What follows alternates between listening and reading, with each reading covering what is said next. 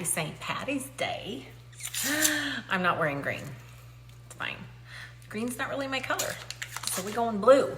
But we are gonna make some Irish soda bread. We're gonna start by grating 5 tablespoons of butter and stick it in the freezer. We're gonna make our buttermilk, 1 3/4 cup of milk, and about a teaspoon to 2 teaspoons of vinegar. Into that buttermilk, we're adding an egg, and we're just gonna whisk that up. 4 1/4 cups of all-purpose flour, 3 tablespoons of sugar, a teaspoon of salt, and a teaspoon of baking soda.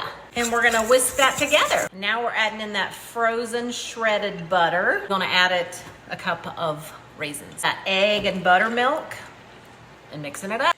We're just kneading this together for a quick 30 seconds. I got this in my 10-inch hex clad. Trust me, you need to get this bad boy. Score the top. We're not doing anything fancy.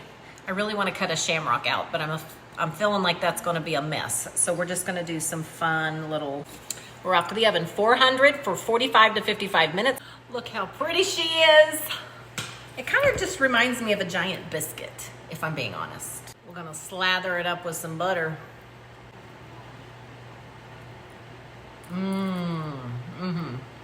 The 30% Irish in me is doing a little happy jig right now because that's pretty darn tasty. You should definitely make that.